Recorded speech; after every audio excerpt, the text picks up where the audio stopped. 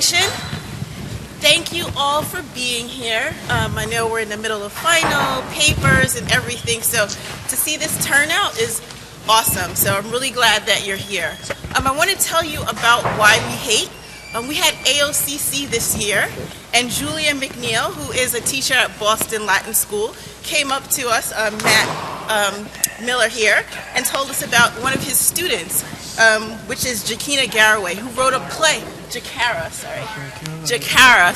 who wrote a play, Why We Hate, based on her experience of coming to the Alumni of Color Conference 2 years ago. And so Matt thought it would be incredible to have the play here. So between Matt, Liz, and Julian, we are here today. So without further ado, I'd like to bring the cast onto the stage.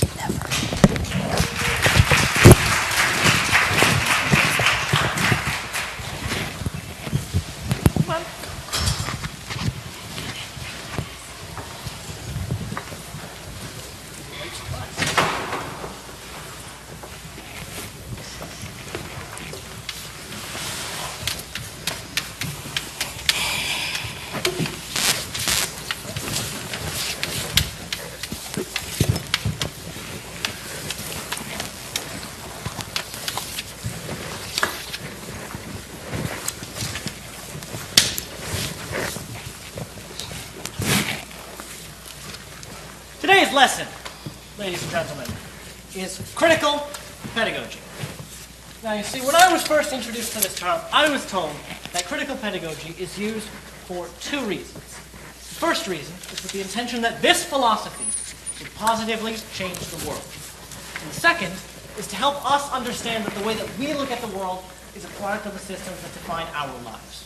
And from there, we can use critical pedagogy to help us break through our own assumptions, to create radically new relationships with society, especially because society itself is based on the principles of class, race, and gender, and how those with the highest status control the majority of society, which allows the cycle of inequality to continue.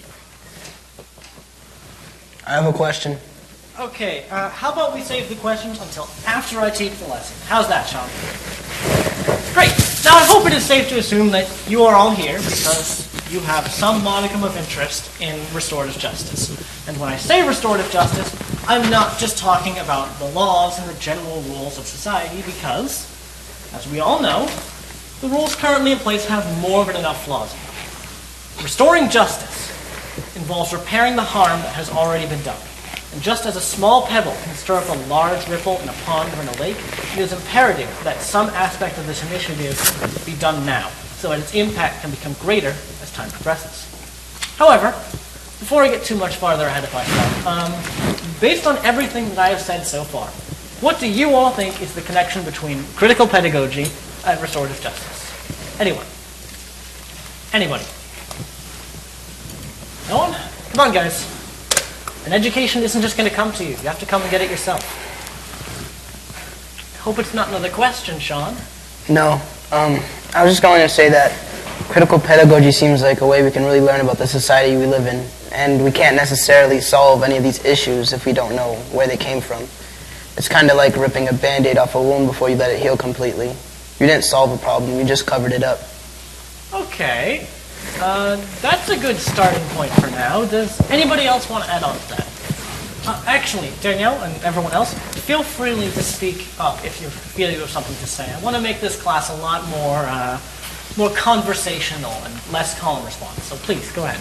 Well, I believe that this lesson is not only supposed to show us how to correct the wrongs of society, but also how to correct our own faults. Danielle, you're being slightly vague. Please tell me, what do you mean by correcting our own faults? The good qualities we lack in. The way I see it, the more absent goodness we have, the more room there is in us to store bad. How can we possibly make a good world when we can't all be good people? What if the world wasn't meant to be all good? Then what is it meant to be? Telling everyone to act a certain way does nothing but encourage rebellion. Everyone's idea of what good and what it isn't is completely different. You both are so superficial. What is that supposed to mean? Superficial? It means appearing to be true or real only until examined more closely. Here, I'll even use it in a sentence. It's superficial to think that our society can be equally balanced in terms of social, economic, and racial standards. Well then, Claire, what do you think is the connection between critical pedagogy and restorative justice? Please. can't have one without the other. I don't know. Okay, how's about next time we challenge someone else's opinion? Why don't we have a counter-argument in mind? Otherwise, it just sounds and feels like we're wasting time being obnoxious. I wasn't being obnoxious. Yes, you were. I just strongly believe that there will never be this plateau of middle ground in society. One side of the scale will always be higher than the other because there will always be more weight on one side. Instead of worrying about balancing power, shouldn't we worry about making sure those who have it will use it wisely? I agree. There are a lot of people out there talking about breaking the system and making a new one. But what if it isn't the system that's wrong? What if we're just using it wrong? So is the purpose of critical pedagogy to challenge the status quo? With critical pedagogy and restorative justice, you can challenge many things. But the more important question to ask is what is worth challenging and why is it worth challenging? Yeah, that's when we use social justice to make things fair and reasonable for everyone, right? But how are we going to do that? Is it really as easy as deciding which laws are bad and making the courts go back and change them? Who knows how long that would take? Don't you get it? No matter how many times they change a law, there will always be a way to manipulate the system. If that's true, why do we have a judicial system in the first place? It's a disguise. On the outside, it seems as if they're playing fair, but they have played this game a million times before, and they know how to cheat in order to win. They can't be cheating most of the time, though. How do you know? Because not every decision the government makes outrages the public into protest and rally. Sometimes they make good decisions. It's not as bad as you think. Do you think the government really looks to us when they make a big decision? At the end of the day, all they ever care about is themselves and their own interests. But at the end of the day, if the majority of people are in favor of something, doesn't it mean it was the right choice to make? Jamie, you haven't spoken yet today. Do you have anything you'd like to add to this discussion? I kind of agree with everyone. Do you normally take a neutral stance on these things? I guess it depends, but I find it better to be neutral most of the time. And why is that? I get really uncomfortable with situations with a lot of tension. It's easier not to pick a side. Then why are you here? Why not go live under a rock in the bottom of the sea? Why'd you drag SpongeBob into this? Kid. First of all, SpongeBob is the one who lives in a pineapple, not the rock. And secondly, I just find it odd that someone would sign up for a restorative justice class when they just admitted that they rarely stand up for anything, let alone what's right. Okay, I think we're getting more than a little bit off topic here. However, so far I have heard a lot of excellent words and opinions circulating from you all. But I want to get a better picture of where you all stand. So if you could all please stand and move to the center of the room, we can begin our first activity of the day.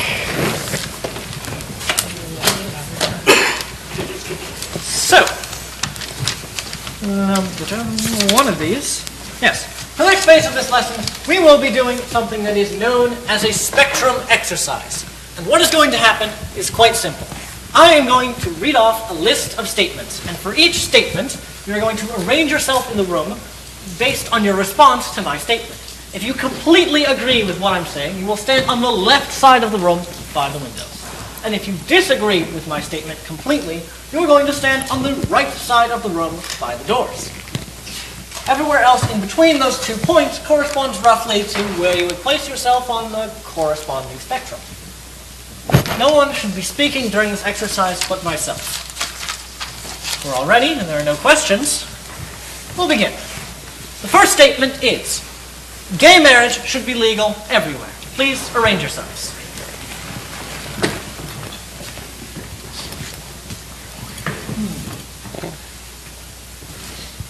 All right. Everyone in America has equal rights. Please move.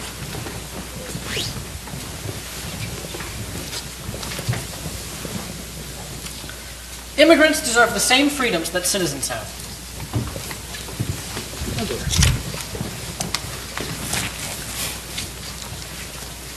Abortion should be legal everywhere.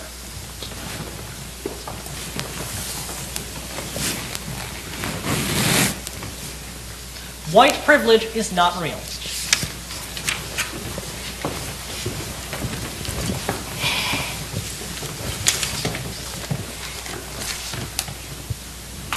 Islam is a religion of violence.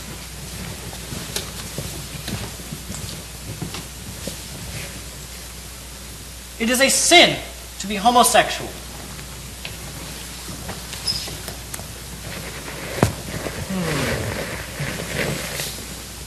The justice system is fair to all those who obey it.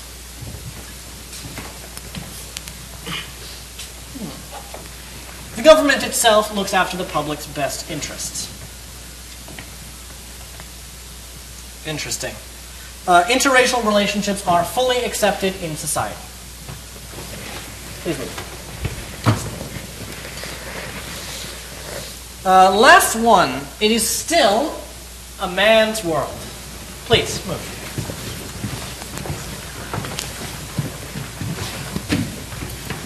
Very good. Very good, very good. You may all take your seats. And now... Wait, we just did all of that, and we're not even going to talk about it? Well, if you'd like to talk about it, I'm certainly not going to stop you. I like to think that I encourage a good discussion in this class, so please, go right ahead. I'm sure everyone has a lot to say, but I'm the only one who isn't intimidated to speak up. Are we just supposed to sit here now that we know more about each of our moral beliefs? Am I just supposed to ignore the fact that we have some racists, sexists, classicists, and homophobes in this group? No one here is any of those things. They wouldn't be in this class if they were. Really? Then why did Henry go to the strongly disagree side when the statement was, immigrants deserve the same freedom that citizens have? And why did Danielle strongly agree that being homosexual is a sin? And why did Jamie strongly agree that Islam is a religion of violence? That's just about as racist as it gets. Now, is it really now? Do you actually agree with him? Well, what I agree with, and who I agree with, or not, won't help solve or change anything in this situation. However, since you insist on a quick reflection, why don't we take a few minutes to discuss why we made some of the choices we did during this activity. So, would anybody like to begin? Okay. Thank you. I don't know why I don't think that immigrants deserve the same rights as we do. I'm listening. Okay, well, don't you hate it when all the things that you love are suddenly in short supply? Like, say you're making a garden, right? And like, you're doing so keeping in mind that once like your work is finished, you'll be the one getting the bounty. Well, what if these new neighbors move next door and like they're nice people and all, but like you can't help but notice they take food from your garden a lot. And you'll let slide like once or twice because you're like, all right, it won't happen that much, but it actually does. And then your garden is left bare and you don't have any food. And nobody cares because everyone thinks that they're just as much entitled to the crop as you are. Did you actually just use that example? Yeah. You're talking about people taking food out of other people's gardens in relation to immigrants? You're joking. I was speaking metaphorically. You don't have to pick at the literal concept, but my main point still stands. It doesn't seem fair at all. Neither is it not to enjoy those same freedoms in their own country. Just because they don't have stuff that we have, that doesn't mean they can come in here and steal it from us. America has a long history of taking things that don't belong to them. Land, languages, and even people. I didn't say we were perfect. So Danielle, what's your excuse for hating on gays? I don't hate gay people. Really, if you didn't hate gay people, you wouldn't have went to the strongly agree side. I was born in a very religious household. I personally don't have a problem with homosexuality, but the first book I read was the Bible. It says, you shall not lie with the male as you lie with the female. It is an abomination. If it was really that bad, it would have been on the list of commandments, and even then, it still wouldn't be true. I didn't write the Bible, God did, and He is the ultimate teacher. If He says it is sinful to love someone of the same gender as you, then I believe what He says. You would believe what anyone says. Like I said, I don't have a problem with gays, but I'm not going to be the one that argues with God. You purposefully blind yourself in the name of being a Christian. That in itself should be a sin. You believe what you believe, I'll believe what I believe. Don't be afraid of the truth. I heard it can actually set you free. For someone who doesn't like to speak up a lot, you should have strong views. If Islam is a religion of violence, then so is every other religion. How dare you classify a whole group of people based on the actions of a few? How would you like it if I said all people that look like you were dangerous terrorists? I don't think Muslim people were born bad. Like all people, they're born as innocent. I just think that it just seems like the Islamic faith is based on violence. I mean, the Prophet Muhammad himself led armies to attack villages. Okay, but what about the praying, the fasting, the support of the needy? How much do you even know about the religion besides all the shit the media tells you about? It seems like after 9/11, all everyone did was assume that every Muslim carries a bomb, and all that they want to do is inflict violence upon everyone else. Now that I think about it, all the fault with violence falls on people of color. It really doesn't matter what religion you are. Muslims are savages, immigrants are aliens, black people are thugs, and the list goes on. And instead of trying to change that perspective, people like you make it stronger. We are the products of our society. Of course you would think that way about Muslims because she's never seen them be promoted in a positive light. How can you expect someone to know right from wrong if they're always being taught the opposite way? Is that supposed to be some kind of excuse? It's not an excuse. It's more like an explanation.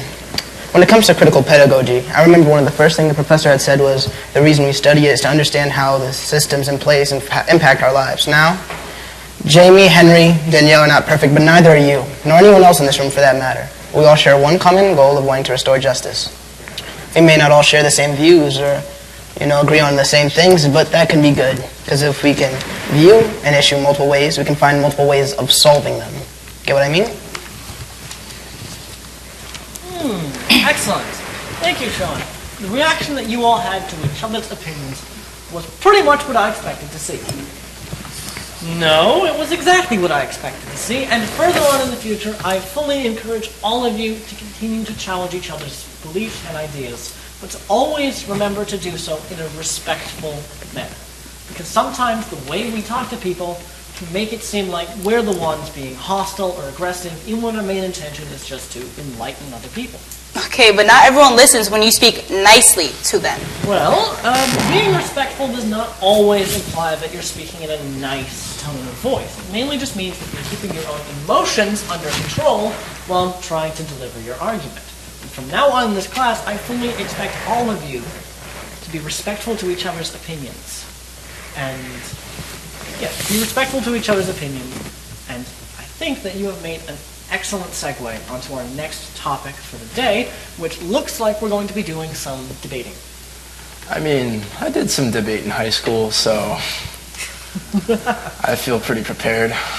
Well now, Henry, as it just so happens, high school and the real world are two completely different things, and sure, having that debate practice and debate skill may have helped you make a strong point in English class, but not everyone you speak to in the real world is going to have an opening statement, a closing statement, an attack, a defense, cross-examination, etc. And I like to think that my classroom is a lot the same way. However, since you feel that you're well-seasoned, why don't you help us lead this first debate? So please, come on up. Absolutely. And Claire, you're already standing. Thank you. Volunteering. So, your topic will be Donald Trump. Yes, I said Donald Trump. There's a lot to say about that piece of... But let's keep this conversation to one topic for, I don't know, let's say a minute. More specifically, the question is Donald Trump a good role model? Let's see. Claire, you'll be the offense that he is not, and Henry, you can be the defense that he is a good role model. Yikes. You will have 1 minute, as I said before, and your time begins now. Wait, how do we start? However you see fit.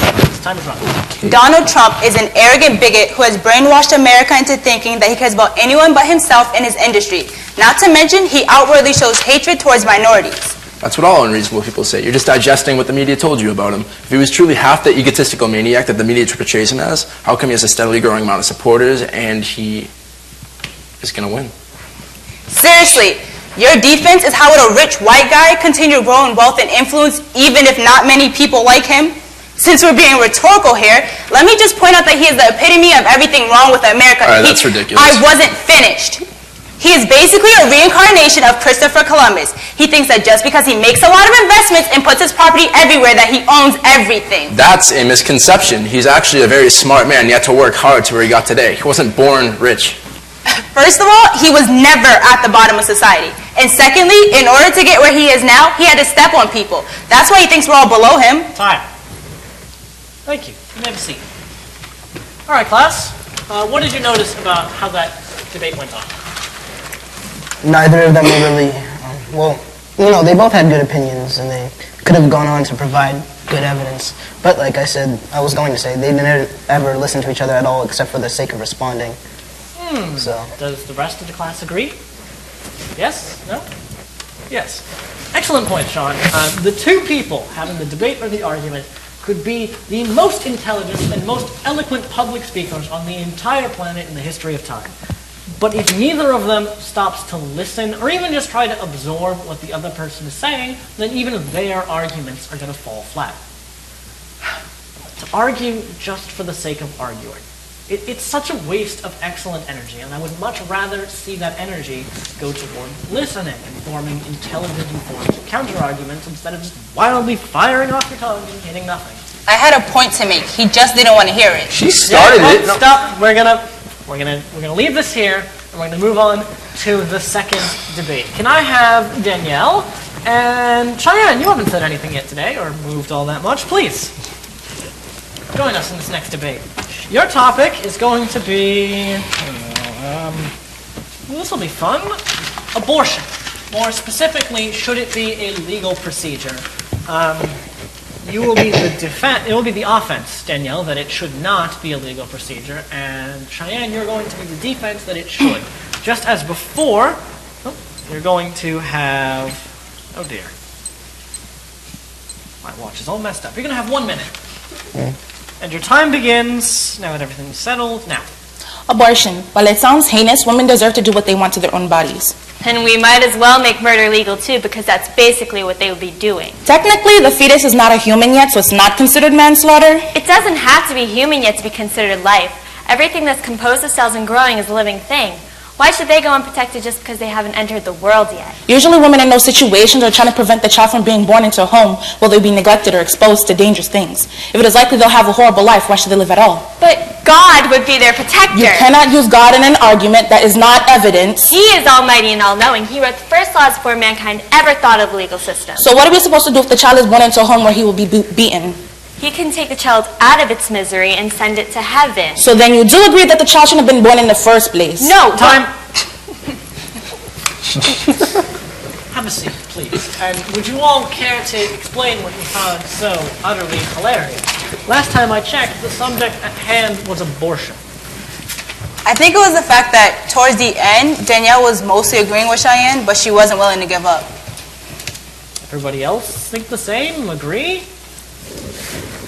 So, okay, just to restate that, you said that Cheyenne's argument was so incredibly persuasive and overpowering that it was beginning to overwrite Danielle's argument. But Danielle wasn't quite willing to give up her case. That sound about right? Yeah, it's like when you're arguing with someone in general and you know you're wrong, but you keep on going because you don't want to seem like you gave up too easily. For the record, I do not agree with abortion. I believe that the child should have a chance to see life, and if it doesn't work out well for them, then I would pray that God would take mercy on them and end their suffering. But the argument is, why should they have to suffer at all? If they're likely going to live a horrible life, then why? It's not our choice to make, it's up to God. It's the mother's choice to make because she's the one stuck raising the child once it's born. I'm going to pull the focus back to the subject at hand for a moment. So everybody else, what other observations did you make about how this activity went down? I noticed Danielle kept trying to get her word in, even though it didn't seem to do much. All right. Yeah, that's true. Even if we start off powerfully, if we start off with a lot of bravado, there's always a chance that the things that your opponent says will cause you to shut down during the debate. What would you all do if you felt that you were shutting down during the situation? Sort of like what you just said. Like she kept trying to get a word. Anyone? Blair? Well, fair enough. That's a bit complicated to work with for now. Why don't we move on to the third debate of the day? Can I have... What did I tell you about raising your hand, John? I wasn't going to ask a question. I am fully aware of what your intention was. However, if memory serves, I made one rule at the start of this class. Don't raise your hand. And you broke it like 3 times. Two or three times. I'm sorry, but there's obviously no one who can go except me. I realize. There's no one but you and Jamie. So, please. Jamie hasn't gone yet. Please come up. Both of you. Can we choose a topic?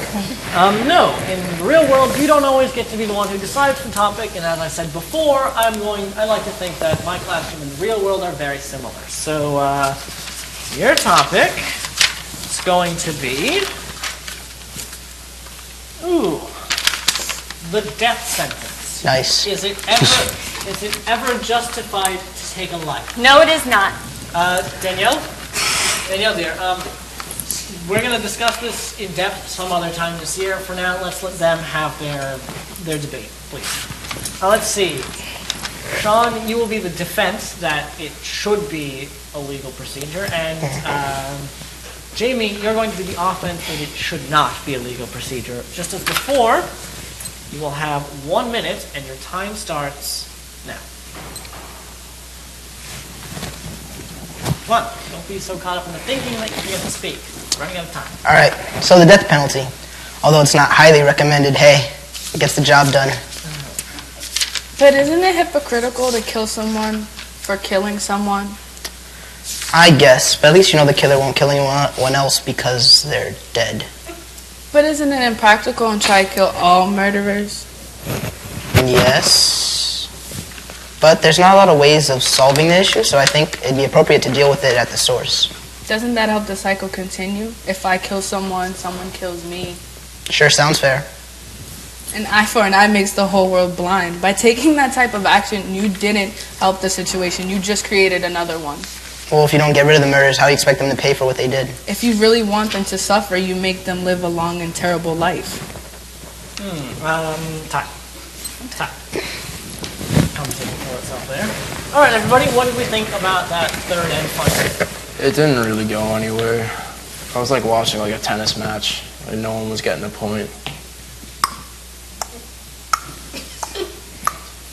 It was hard to watch. Thank you for restating that. I appreciate it. Oh, no, let her speak.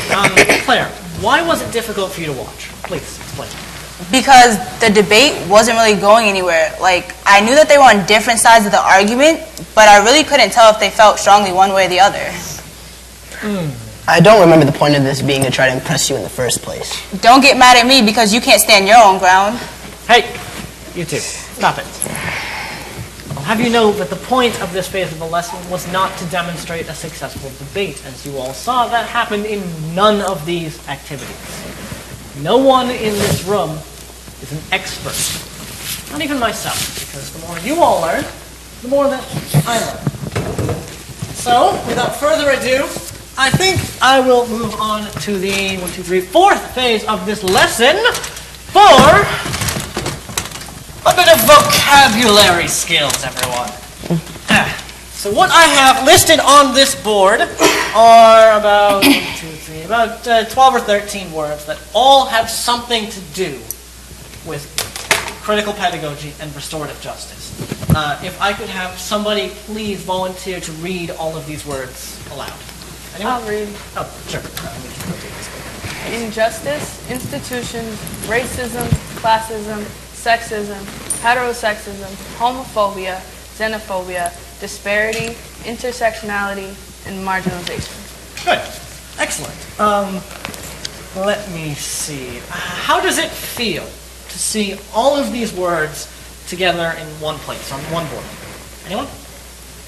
Anyone at all? How does it make you feel? Makes me feel endangered. What was that? I said it makes me feel endangered. Care to explain what you mean by that, Claire? Not really, but I will. Thank you.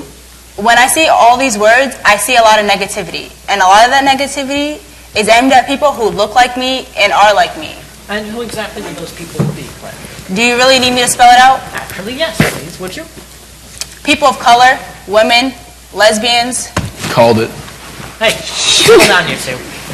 He needs that one. Make sure he gets it. Okay. Excellent. Thank you for that. It's difficult to say. Now, before we start defining these words individually, is there anyone amongst you who feels that you know what all of these words mean together? All of them. Anyone? No? Lovely then. We'll learn the definitions of these words together. The first one is injustice. Can someone give me a definition of injustice? It's not sending a white officer to jail for killing an unarmed black boy. Well, Claire, that is an example, and I didn't ask for any examples. Can someone please give me a definition, a dictionary definition? It's basically when something's really unfair. Okay, good enough. What's the next one? Institutions. Place that people are kept in for specific reasons. Okay, I know that I just said no examples, but this one's more of a little bit general or vague. Can you give me like 2 or 3 examples, please? Hospitals, prisons, schools. Good. Big one. Racism. Oppression of one race over the other. Good. Classism. Judgment based on socioeconomic status. Good. Sexism. Discrimination based on your sex. What about heterosexism? The idea that everyone's supposed to be straight. Homophobia. The mistreatment of people based on their sexual orientation. Xenophobia. The fear of people or strangers who are foreign to you. Disparity. I think it means unequal. Okay, good enough. Intersectionality. Okay. What does it mean to intersect? Cross paths. Apply this to people. It's like being more than one thing at one time. Like more than one race. No, it's like being woman and being black. Okay, so being a woman, black, and a lesbian will make me intersectional? Yeah, basically, just being both at the same time. All right, thank you for that, you two. And the last one is marginalization. Anyone? Well, to be marginalized means you're limited to something, correct? Well, you're in the right ballpark, but you're not quite ready to step up to bat. Is it the act of holding someone back, like letting others be able to do something that others can't? Okay.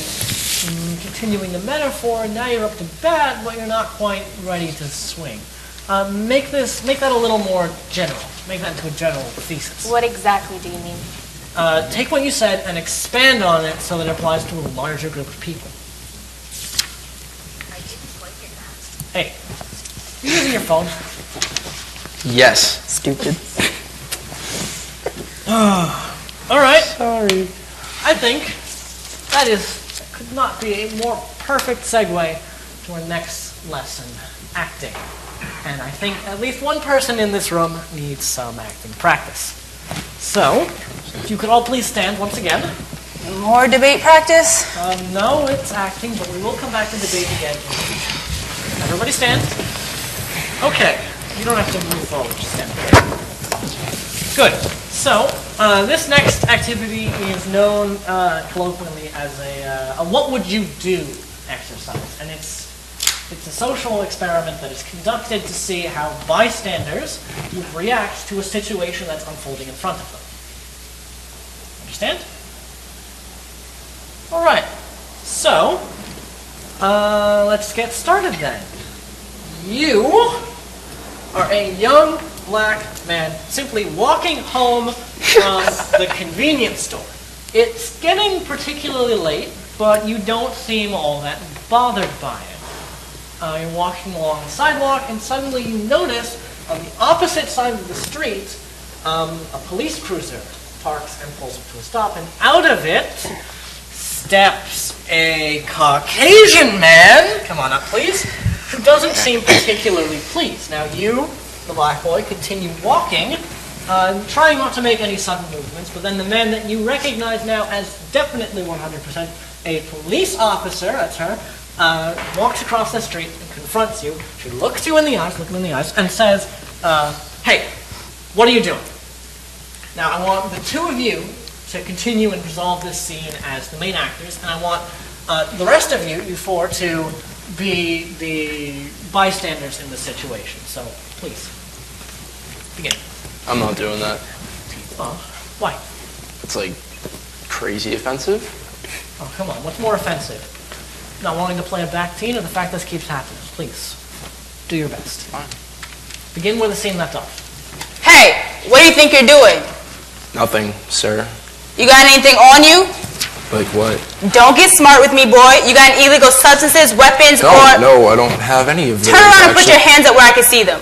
But I don't I said put your hands up where I can see them. I'm giving you to the count of 3. You can't do this. I'm the law around here. I can do whatever I want. So either get on the ground now or you'll be lying there dead. This is ridiculous. This is a class. What are you doing? Get off of me. Stop, freeze. Thank you. Don't touch me there. Very good. What did we notice about this? It's ridiculous.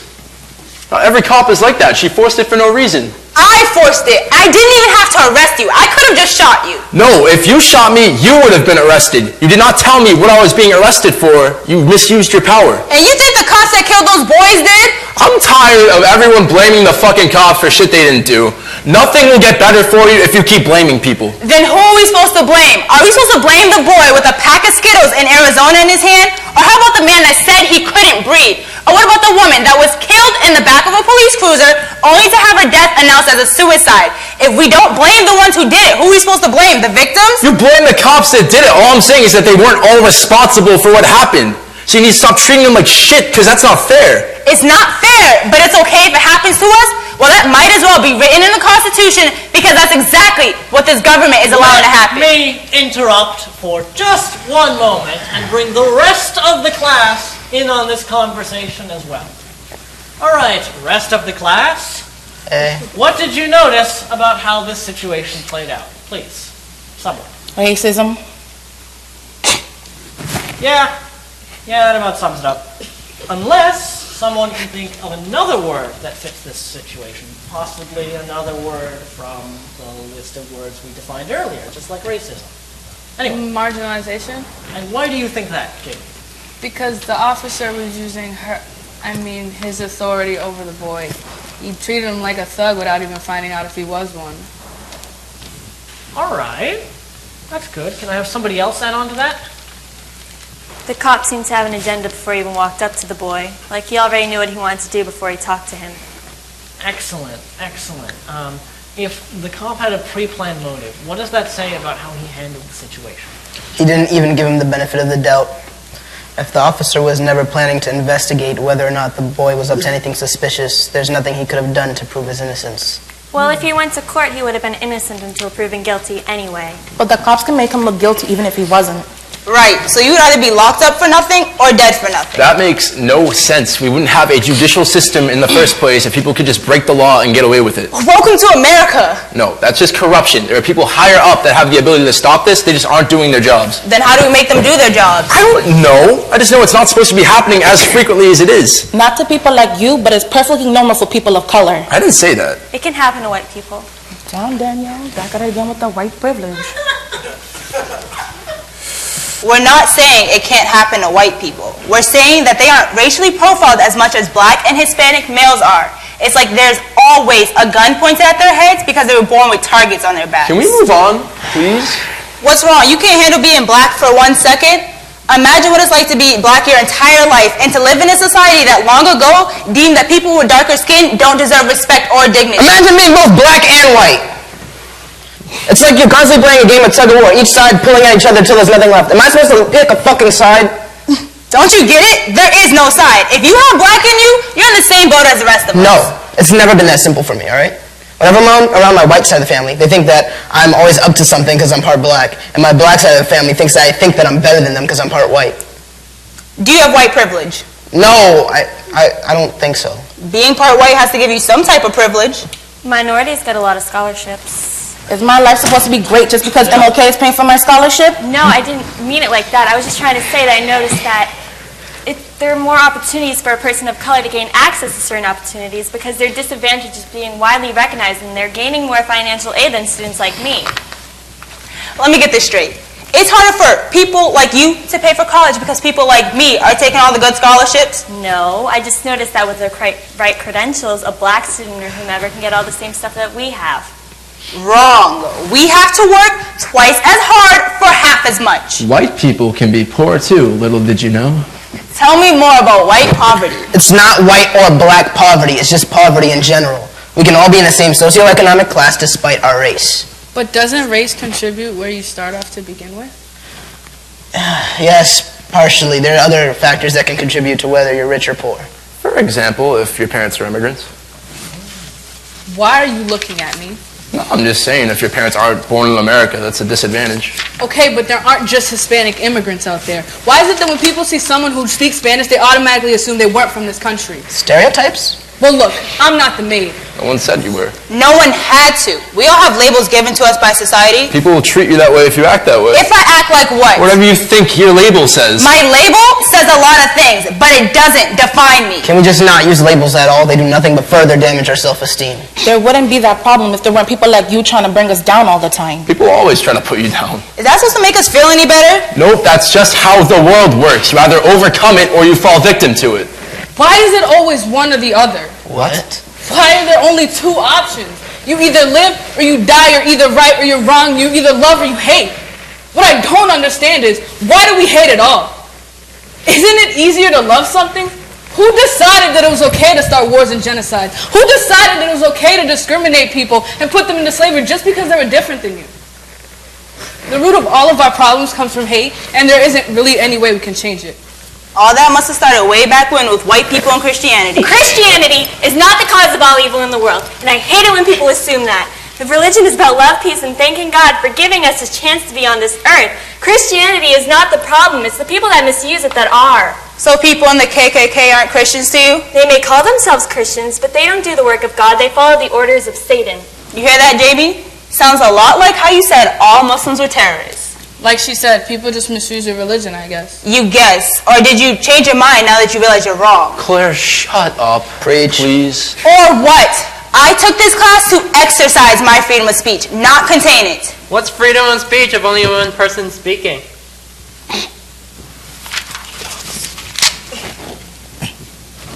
Who is it? That is quite the excellent point, Juan. Have you all actually stopped to consider the way each other think? Or do you all just assume that you already know? I think the answer is apparent.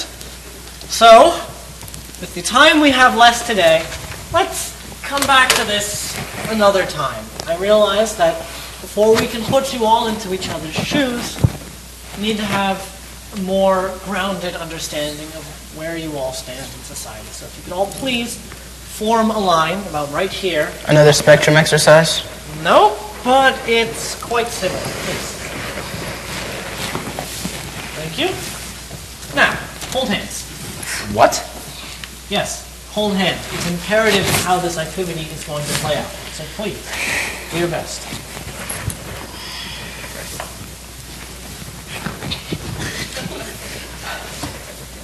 Is that so hard, you guys? Yes. Yeah.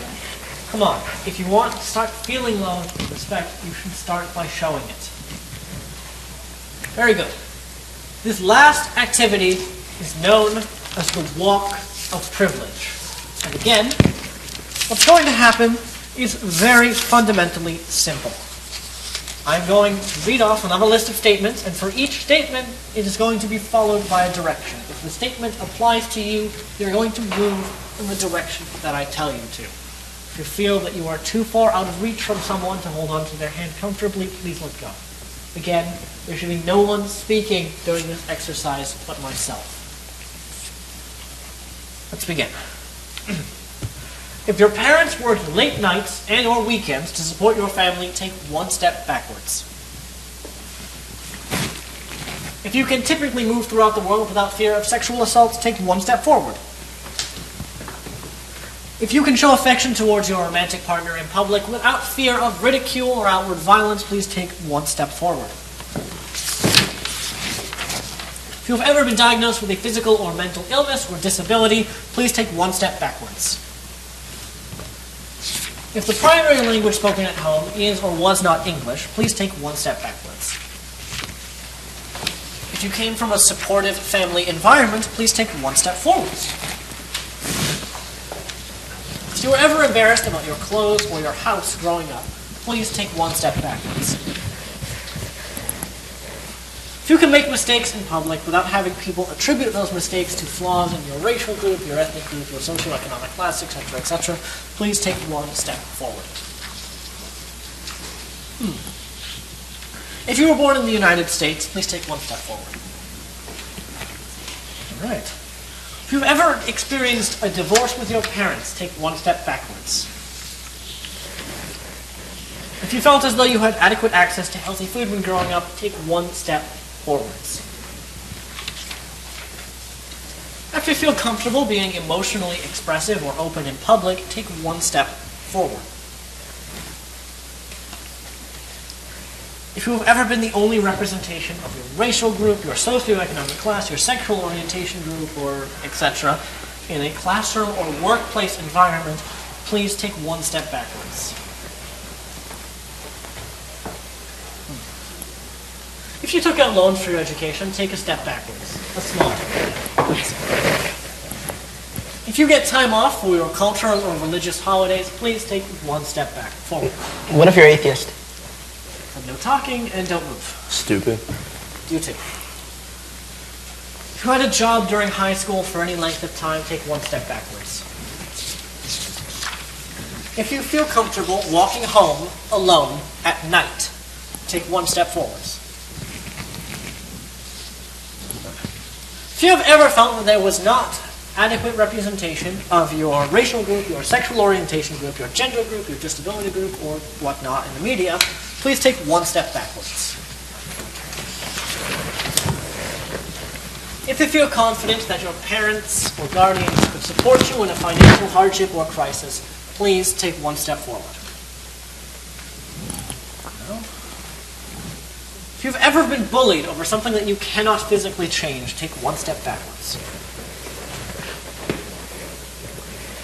If your parents or guardians were ever laid off or unemployed and not by choice, please take one step backwards. If you were ever offended, insulted, or otherwise uncomfortable about a joke or a comment that was made about your racial group, your ethnicity, your socioeconomic class, your gender, or appearance, please take one step backwards. If you were raised in an area with active crime and drug activity, please take one step backwards. If you are relatively sure that you can enter a convenience store without being followed, take one step forwards. If your family automatically expected that you would attend college or university, take one step forward, please. If you've ever been told to hide any part of your culture, such as an accent, please take one step backwards. If you have attended a private school or summer camp in the past, please take one step forward. If you were raised in a single-parent household for any length of time, please take one step backwards. Last one. If you've ever been classified as a stereotype or general label and you wanted to prove the persons or people who said it wrong, please take one step forward. Good. I just realized one word that we probably should have defined earlier. That word is privilege. However, based on the exercise that we just did, I fully expect all of you to be able to give me a definition of the word privilege in your own words. You all think you can do that? Good. Have a seat, so please, one at a time, tell me, what is privilege? Sam, would you like to start? Privilege is having access to something while others have to go out and actually find it. Good. Jamie? It's not a matter of who doesn't have privilege, but how we use it to our advantage. All right. Juan, please. Privilege can range from you having the basic necessities and more. People are taking advantage of their own privileges without even realizing that they have it. Privilege can be something as simple as being able to drink clean water or sleeping in your own bed. Good. Thank you. Diane? It seems to me like privilege is something you can't control. It can come to you in many ways, a few ways or a limited amount of ways. Privilege is not the problem. It can be an issue, but it can also be a solution to one. Thank you. Claire? I guess even people like me can have a fair amount of privilege. I should be thankful that I wasn't as far to the back as I could have been. Living in America is considered a privilege, and being able to go to college is a lot farther than a lot of people are able to go in a lifetime. Henry, please.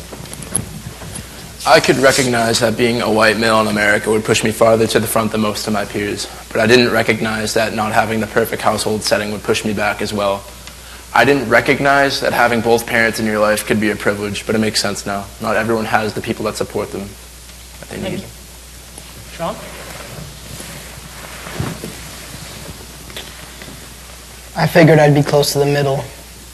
Part of privilege seems to be realizing what you're able to do, knowing what you're not able to do, and finding a balance between the two. So that way you don't take too much power from other people, but find enough just for yourself to do something impactful. Thank you. I'm very proud of all of you today. However, it is still very apparent that we still have a long way to go, both as a class and as individuals. But for now, let's bring this back to the question that started this entire endeavor. How do we use critical pedagogy to restore justice? Through effective communication. By recognizing what we say and do falls on a scale. And with our privilege. Yes. One more question for all of time's sake, Sean. Yeah. I understand how realizing we all have privilege is important, but how exactly can we use it to help others? Excellent question. Okay, imagine, if you will, that you are all arranged in a traditional classroom, like a grid classroom. And I gave each of you, and every person in the classroom, a paper ball to throw into a waste paper basket on the other side of the room. People at the front of the room would have the highest odds of having their paper ball in the basket because they're closer. But still, not every person would make the shot. However, the people who would complain the most would be the people who are in the back of the room, who have the statistically lowest chance of having their paper ball land into the basket. As students, it is your job to understand your own privilege. With that understanding and with that privilege, I hope and I fully expect that you should all be able to go on to do incredible, marvelous things. But in the process, always remember to advocate for the people in the seats behind you, please. With that, I think class is officially dismissed. So I'll pack up your things and you may leave just a few minutes early. And I hope to see all of you again in about 3 days when we have our next one. That is assuming that some of you haven't decided to leave after the wonderfully exciting events of today's class. Yes, Sean, another question? Another question? No, not this time. I just wanted to say that the world needs a lot more teachers like you. Thanks, Sean. Thanks a lot. That's part of the reason why I became a teacher.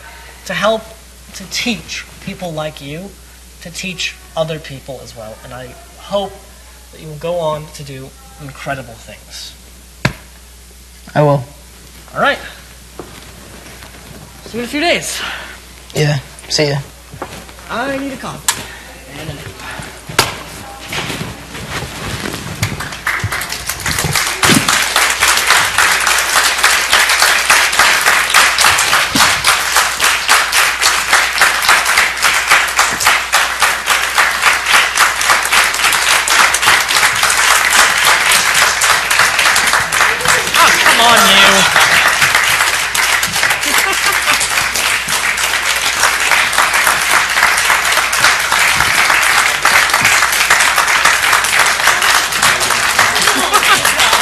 Take a bow, come on.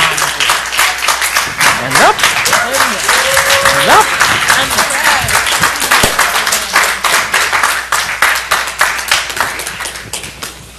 doop.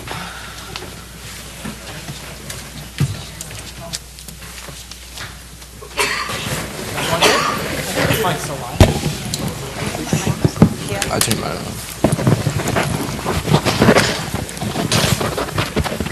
1 second.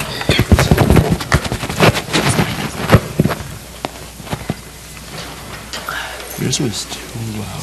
Have a chair. My voice doesn't help. I sound like my control.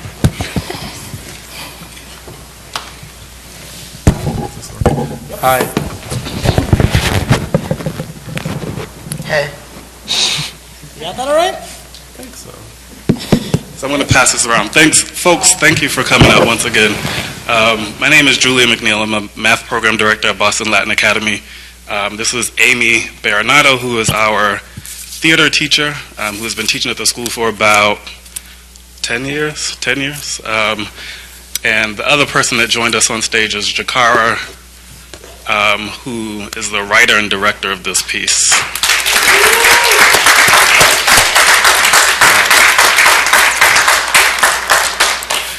So this is a time for us to ask questions and just provide the cast and director and teacher with feedback. I have a couple of questions to kick us off, and then I'm just going to pass around the mic. So my first question is for Jacarrea, and that is simply, what inspired you to write and direct this piece? So hello again, everybody. Jacarrea, just to restate.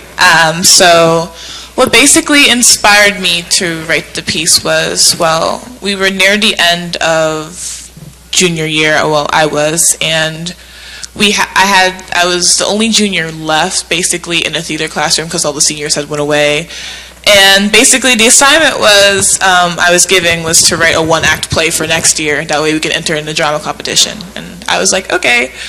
And my biggest inspiration for that came out of attending the Harvard Color Conference about 2 years ago in 2014. So I was able to take a small mini session there, a critical pedagogy class, and it was taught like really, really fast. So I just took notes and like the basics. But after taking it, I kind of realized there was something about it that I really liked. And I couldn't quite put my finger on it, but it was just the way it was kind of like a round table discussion, but also informative at the same time. So I was like, what if I just made something like that into a play? And what ended up happening was the play went through 3 different ideas until it came to this final one. So I'm happy now with the final product because it did go through a couple of cycles. So I have another question, which is for all of the cast members, and that is, after performing this play a couple of times at BLA, how do you think your work impacted the school community at large? All right, we have I believe like it started a discussion between like all the students and like from all different grades, because we go from 7th grade to 12th grade, and I felt like with a lot of issues that have been coming up with a lot of stuff at BPS, it was the perfect timing for the play to come out and talk about critical pedagogy and restorative justice. And I felt like by having this play, we all came together and started talking about issues within our community and ways that we can improve and change that. And I felt like it's kind of like helping our community a little bit more. Would you guys say that? Like, I feel like we're more open to discuss controversial topics or things that make us uncomfortable, but it's necessary to grow as a person and to grow as a community. So. I don't think like for our high school anyways, it didn't affect us as much as it would like a different high school, because in BLA it's a very like diverse community with like a lot of different perspectives. So if like we did this at like Charlestown High or BLS, it'd be a very different like experience. Whereas like at BLA, it was more like open to like the opinions that like Jacarrea worked into like her piece. Even so, like there was like a lot of controversy in the school with like different groups claiming that they were like attacked, and then people that felt that we did our jobs a little bit too well coming up to us. Me specifically, because I had a very fun role for a liberal school. So yeah, that was great. I feel like doing this helped our school community, and it also helped us open up the topic in a not so serious way, because there was times where people were laughing and there was little jokes here and there inside of the play, but it was like, I feel like it was a good way to bring up the topic, because it wasn't such a serious thing we wanted to cover. It was just something that we wanted to inform people about and we wanted to be talked about, not necessarily argued among each other. And my last question, before I open it up to the audience, is for Ms. Baronato. I'd like to know, well, it's kind of 2 questions. So the first question is, why do you think it's important for schools to embrace arts education? Second question is, what do you think you learned about your students as a result of seeing them work on this piece together? So in terms of arts education, I think it's vital to a successful student and to creating a whole student and a successful person in life. It gives them so many skills that they're not going to get just sitting in math class or an English class. No offense, Julia.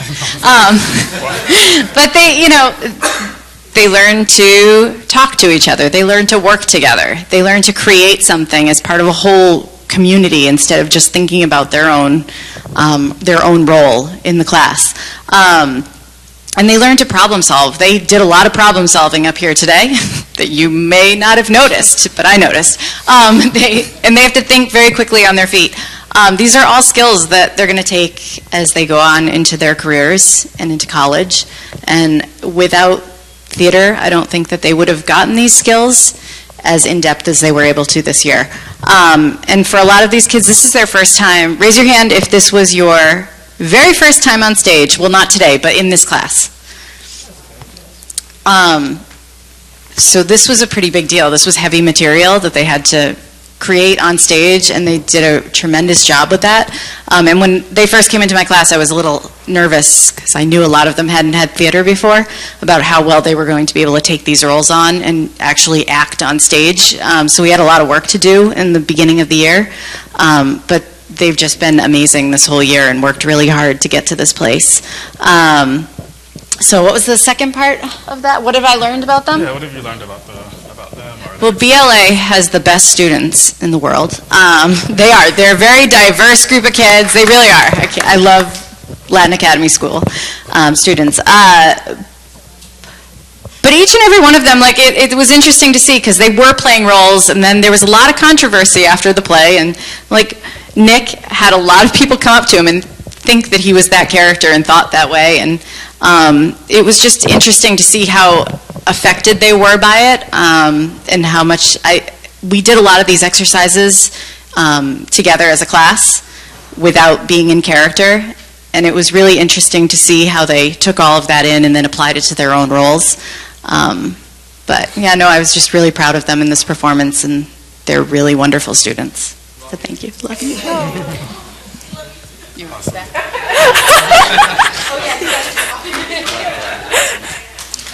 Cool, so I would love to open up the floor for questions or comments from the audience, and I can be the runner. I just have a comment that I was so impressed that you remembered your lines, or some of the metaphors were amazing. The Band-Aid metaphor, it was amazing. That I was very impressed with that. Thank you. And I know there's always some impromptu, but you really held yourselves well. It was a very excellent, well-written, well-presented, everything was great. That's all. Thank you. Thank you so much. Others? We tried. Hi, everybody. Congratulations. Thank you. Jacarrea, Thank you. fantastic. Really fantastic. Very powerful for me to be here and to leave what was a difficult week for me professionally on such a high note going into the weekend. So I'll hold on to this for a while. Congratulations to the cast also, and to the audience people. A quick question for those for whom this was a new experience in terms of not performing this play per se, but being a part of a performance in general. If you would mind, I don't know if you could, but share with us, or with me, some sort of takeaway that you have from this experience, not related to theater per se, and not related to the content of the play per se, but related to your own sense of self and how it maybe has changed. Can you hear me? Yeah. I can hear you. Cool. So I have terrible stage fright. I just have a big fear of crowds and presenting in general, so I feel like this really helped me build confidence presenting and on stage and just talking in general.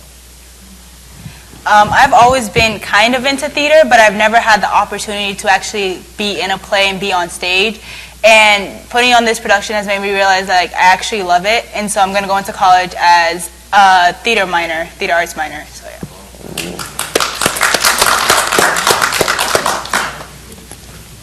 Well, I'm kind of similar. I want to go on to be a director when I grow up, so I never really had the experience of being on the other end of it, actually being the person in the spotlight, I guess. That was really eye-opening because I thought it'd be kind of easy, but I was dead wrong. 'Cause, like, I just looked into like the crowd and saw like all like the people that are like listening to me talk about Donald Trump. And I almost pissed myself. But I got through it, so I thought it was like really like self-building. I was happy with it. For me personally, I think the biggest takeaway from this that I got in person was trust your instincts. You think a lot quicker on your feet than you remember on your feet, across the board. And I think they noticed, especially those three right there. Like there were a lot of lines that I think I watched for them almost specifically. Yeah, it's a lot easier to just to do the improv and the average that they of course have done this on a stage. I think it wasn't for me. It wasn't just the performance. It was the whole class in general, because in class we do these exercises to chill out and be able to open yourself up to people who you don't know and take on a role that you don't know. So I think it was a good experience because it gives you the opportunity when you're faced with opposing viewpoint. You can stop for a second, think about it, and try to figure out where they're coming from. And it's just been way easier to do that now that we've gone through this 3 or 4 times in class, working on how to build character and how to actually portray it. Also, so I did like a lot of different plays before, but like they're like nothing compared to this. Like it's a big jump from like sitting like in The Little Mermaid with like a bunch of 6-year-olds, and then like moving on to like this. I feel like I've learned so much from this compared to like anything I've done ever. This is my first time like in like a performing outside of like my school, so yeah, like it's the first time that I have like complete strangers watching me and I felt like really nervous. I'm like, okay, so what are they gonna think about me? But yeah, and then I realized I just have to do my job. I just perform as best as I can, and then yeah, whatever the result is, it is. I love Jeffrey. Yeah. Jeff was the best one. So I just want to thank you again. This is I sort of feel like Beth that this is a time at the Harvard Graduate School of Education where everybody's kind of a little bit stressed out because they're doing their final exams. Like you're portraying college and we're doing college, and college is about finishing your finals and grading them. And so having you here is very special, I think, for us. I also want to say that there's a lot of people in this audience who think of themselves as teachers. And so I have to ask you, I have to ask Jacarrea, I have to ask the cast as well too, because we're watching on stage, of course, and a lot of us are sitting there thinking like, what do I think of that teaching? Or like, what could I learn from that teaching, right? And so I'm wondering what you learned together, both as a writer-director, as a cast member, and what's your name? Nick, sorry. So Nick, so do you both play? What you were pointing? He's Nick. Oh, you're both Nick, I'm sorry. I was going to say, oh, he's your understudy teacher. Okay. But what did you learn about teaching, or how did you feel differently about teaching for a room full of people who would be very interested in what wisdom you have about how we should think about teaching, what makes for a good teacher, what you learned in the process of writing or performing the play?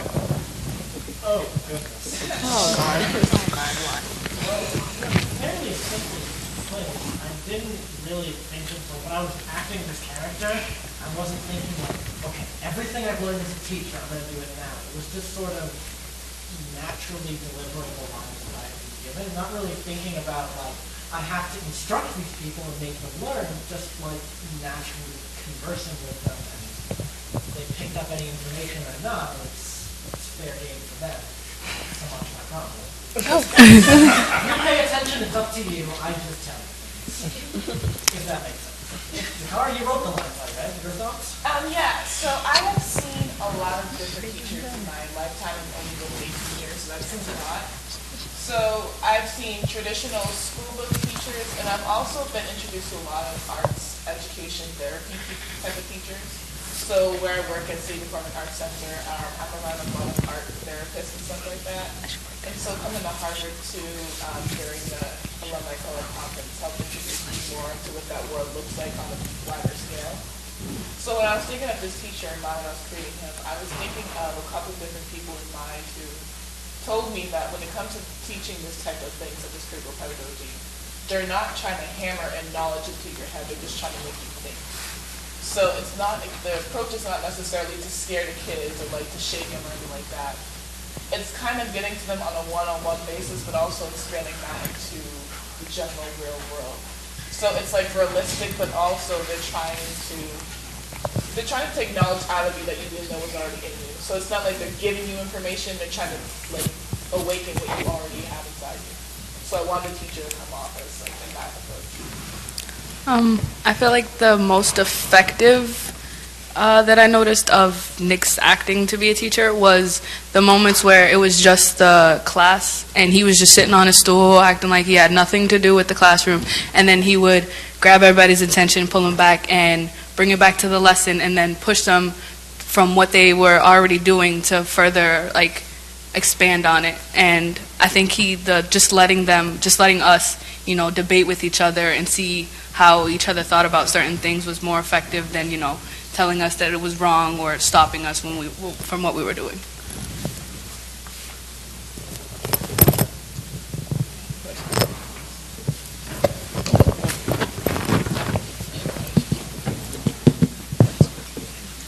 Thank you. Hi, good afternoon. My name is Martin Gomez, and I'm doing the Advanced Education Leadership Program here in Harvard. I'm also teaching. I teach in the Philippines. So thank you so much for your presentation, and it resonated with me even if I come from a different context, right? So 2 questions. Number 1, you said that the script, basically the play itself, has evolved throughout the times that you have performed it. I was just wondering, like examples of how it actually has evolved. And number 2, is the script or the recording, available for licensing? I'm very, very interested to actually show my students. Yeah. I'll make that money. Okay, yeah. I'm paying college right now. So, me writing the script, I'm still debating on what I'm exactly going to do with it. I think it's mostly in my possession and stuff like that. I am willing, I suppose, to have it for licensing because I've heard that from more than one person before. I really think it would be beneficial if this was just as popular as, let's say, other musicals that are done in schools and stuff like that. If this was performed, that would make me so happy in other schools. The first question, how it's evolved. Okay. So what I mentioned earlier was that it evolved by different ideas. So before we even knew who would be in our theater class, I went through a couple of different ideas for how this would probably work out. My first real idea that I remember is having it be like an AA meeting type of setting where it was this kid who was like Sean's character, and he was doing an assignment based on why people hate. So he had a room full of people who admitted to being openly hateful towards others. Like there's a sexist, a classist, like a homophobe, stuff like that. And he would do an interview with them in that type of setting, and he was recording it and stuff like that for his research project. And then something about that didn't really seem like it would really grip people that much, so I tried reinventing it into another way. And so I went back to my arts education teachers, and they do spectrum exercises with us and stuff like that. So to be honest, I just wrote it randomly after a while. Whatever came to my head first is what went down, and we went over it as a class. Whatever they agreed with, disagreed with, I took that into consideration, and then we came up with the final product. Yeah, I think the first person to admit that smaller changes in that specific sections. There was one very passionate verbal argument between the two of us that this doesn't work and it needs to change. And there were several other smaller examples of that. So as we were performing it, and as the cast was developing the characters outside of the written script, the written text, with how it's delivered and how they say it, how fast, and a lot of the meaning of the play changed as well. A lot of the delivery. Actually, I think some of the characters changed originally from the initial conception. Yeah. Yeah, somewhat in my mind. So as a playwright and everything, I try not to hold it too much accountable for them to act exactly like how I see it, because who knows, they could probably act better than I imagine. So I just gave them the now to take on their characters and evolve themselves. portrayed. So as I was trying to explain to them, no, your character is really like this. They didn't quite get it, and at first I was like, maybe I should just keep explaining to them and telling them. And I was like, no, that's not the purpose of the play itself. The purpose is for them to take on that character as their own, and whatever I had is out the window, and they'll just maybe make it into something better. Like, so it wasn't really a hard thing to give up. I really liked what it came to. Awesome, awesome. Great. Just two follow-up questions. This has always been like the cast. No other like replacement cast or. No. Oh. Yeah, they were student 1 and student 2. Then they got names. And I used to be James, and now I'm Jamie. Oh, okay. Yeah, no, because originally when I first wrote it, I had these 5 main characters, so I gave them all names. I'm like, I'm just going to pick people who go according to the names, but as I started to get to know the class a little bit more and what they felt like doing, I was like, okay, well, this person's going to be that person now, and I just went with their strengths mostly. In class, it just so happened that we were like practicing over it, and we just got a script, and we're like, okay, we were excited. We were like, oh, I want to be this character, and I was like, oh, I want to be in the play, but there's only a guy left, so they changed the name, and then it just so happened that whoever like acted in that little group that day just became the cast, and we kept our characters. It still says James in the script. It does. I have a newer version now. Awesome. And just to clarify, you're their classmate, right? Oh, okay. Awesome. Great. Thank you. Hi, thank you all for being here. I'm so in awe of all of you, and thank you for writing this play, so important. So aside from the acting, I was curious with the students on the stage, if any of you, before you were part of this cast, so maybe the day you showed up and read the parts, were you familiar with these terms, with these issues before you were in this play? And then did this play or your character help any of you even confront some biases you might have? Just trying to see the influence that this, the message had on you personally as characters in the play. Yeah, you may or may not have heard this, but there is a lot of like racial tension going on in like BPS as a whole right now because of like a lot of things that were like said and done that like weren't given proper action, and it just so happened to happen like exactly as we were going to like perform it. So we're like, oh no, this is gonna be an episode, and we thought, like, we sat down and thought about it, and we thought it was a really like positive thing actually, because then we can like address it in this way as opposed to like everyone like screaming at each other from across the hall because of like their race or like what they may or may not believe. And personally, my like views didn't change for like performing. I like stayed mostly the same. I don't know if that's the same with my castmates, but yeah, it was just helpful to like let like the school know that like we're thinking about this, like the discussions are happening. It's not like we're not gonna let it like slip by undetected. Yeah. Like personally for me, me and Jacarrea, we worked together and we've been with some of the same art educators, and me and my friends, we talk about these subjects all the time. It's because like people don't think that our generation or young people really talk about injustice or institutions and racism and things like this, but it's pretty open. We talk about this like literally in the library, and we're being told to be quiet. So it's just like we're pretty much we understand the concept, but we're trying to learn more from each other, and I feel like that's where like things come from. Like I didn't know about like heterosexism until this, so I felt like by doing this play, I was able to bring more things back to my friends and talk about more issues.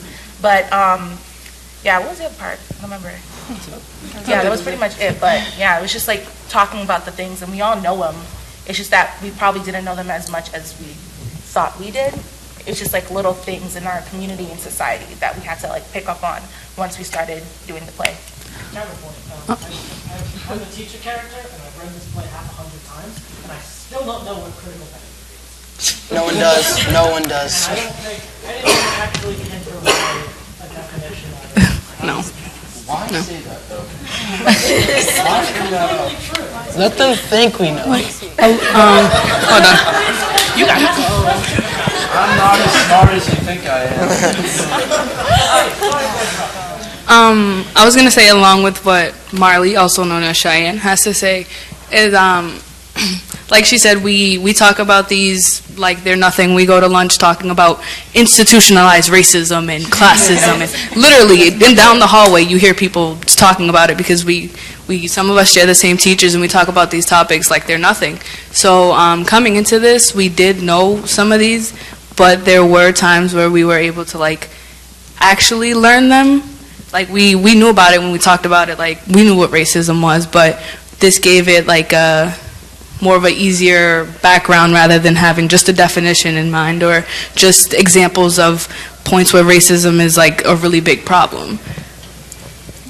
I want to also say too that I had to do a lot of research for writing this. It wasn't just like I knew all this stuff like off the bat of my head, just in case you guys are wondering. So a lot of these terms and everything, this was actually all the words that was given to me on a list at the Harvard Color Conference for the critical pedagogy class. It is a hard word to say, actually. And I also did a lot of research online when I talked to my arts teachers and stuff like that, before their exercises, because I really didn't have, it was taking me the longest time to figure out where this play was going, because it's like a classroom setting that's not really usual unless like it's a multiple act play. So I'm like, how do I bring a climax? How do I make things happen? And how does it not look boring, per se? So it's a mix of doing the exercise and stuff like that, which are done a certain way, finding all the questions and terms and stuff like that. So it was a whole lot of research that went into it. I just didn't know it off the top of my head. And, I just transitioned. Sorry, and to jump on this, you know, it was when she was first tasked with this, it was the end of the school year. She was the lone junior in the room. And in previous years when this has happened, the junior's like napping in the bath.